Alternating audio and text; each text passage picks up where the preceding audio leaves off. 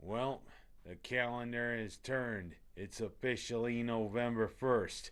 And I mean, any viewers out there who are still a little bit hungover from last night's Halloween candy thing, well, you know what?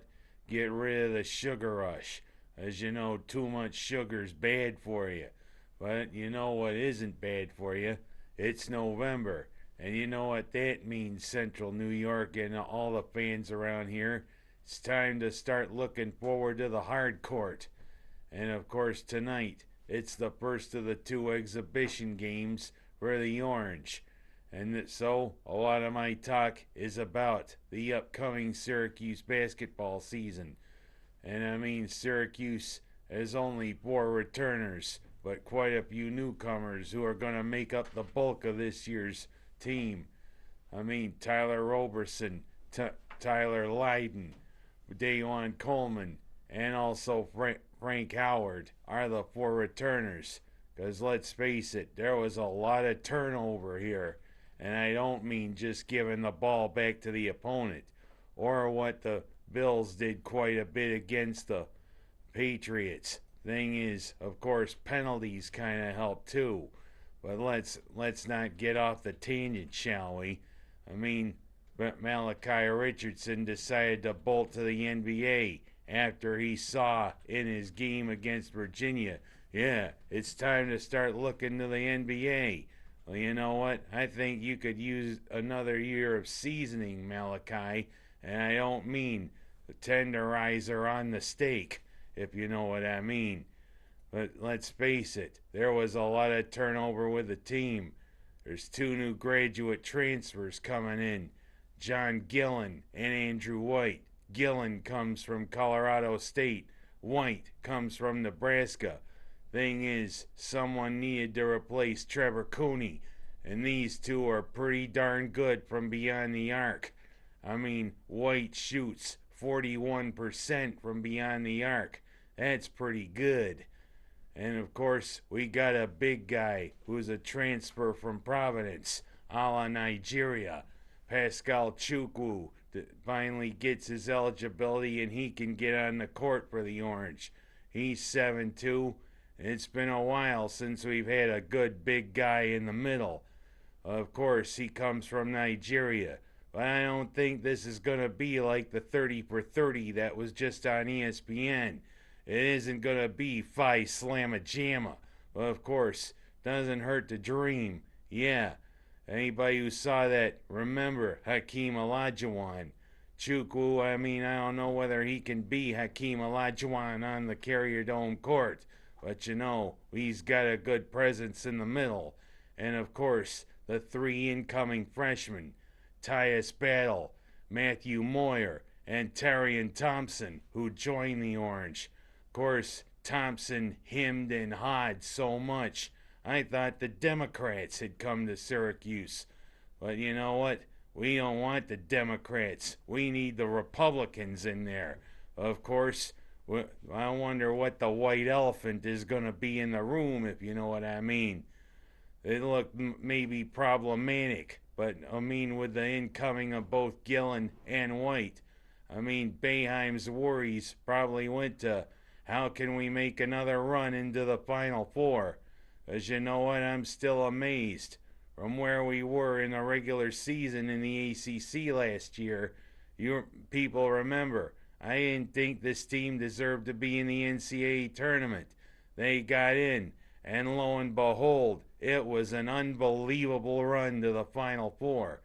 Of course, we got two exhibition games to iron out some of the kinks and get this team to gel as Indiana University of Pennsylvania, and of course, our Catholic brothers from the other university in Syracuse, Lemoyne, are the two exhibition games. Of course, people remember years ago what happened. Lemoyne beat Syracuse in one of those exhibition games, so we gotta be on guard for that. Of course, the season starts for real on Veterans Day night when our good old friends from Hamilton, New York, Colgate University, come to the Carrier Dome court. All in all, it looks as though it's going to be an interesting year for Syracuse basketball. The thing is, we got to start getting some recruits for next year. We got some line up, but it looks as though the hemming and hawing are still going on. Come on, Democrats, get off the Carrier Dome court. We need some to commit. And of course, I think when one commits, I think it's going to be an avalanche. But let's not get at the face of Whiteface Mountain, shall we? It looks as though it's going to be a good year for Syracuse basketball. I can't wait. Of course, Syracuse football has a big avalanche Saturday. We are 28-point underdogs against the third-ranked Clemson Tigers. But of course, people know when they come into what's called Death Valley how difficult it is to play the Clemson Tigers. I mean, it doesn't hurt to dream. We played Clemson pretty tough the last couple of years. And Clemson's coach, Dabo Swinney, who's one of the most enthusiastic in all of college football, says he hasn't seen a team with the speed as of Syracuse. Well, you know what? I mean, that speed, you better either step in or get out of the way, because we may run right over you. Of course, Clemson, they're pretty tough. They're pretty good. Doesn't hurt to dream. And the thing is, the Cuse has entered back into bowl picture with the way we've been playing. Can we pull an upset like we did 32 years ago against Nebraska? Like I said, doesn't hurt to dream. And Sweeney, maybe he'll be a little less enthusiastic after what happens when the Cuse maybe runs right over you.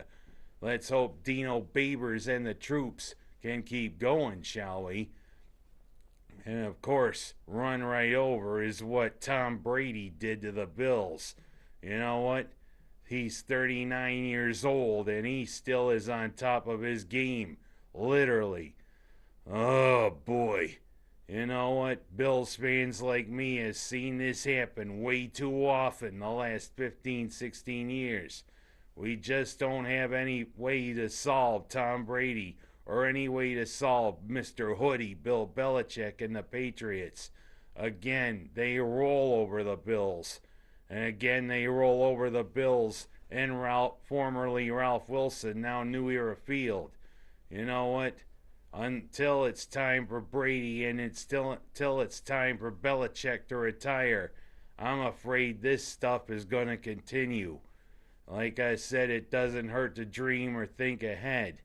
And last but not least, you know, it's a week to go till Election Day, and of course, another scandal rocking the Clintons. But this time it involves the one who's a pervert, who used to be a congressman and tried to run for mayor in New York City.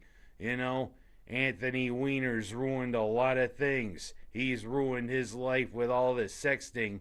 Now, you know what? I think he's thrown a monkey wrench to Clinton. Well, you know what I'm going to say about this guy? Hot dog! You know, let's hope it helps Trump. And I'll close by saying congratulations to Sierra Devine on her win in her race.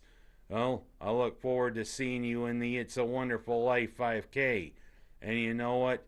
You're a sweet person. You know I like you for being such a big sister to my niece. But you know, you're not as big a goofball as me. See? That's the way I'm going to close this week. See you next week, folks.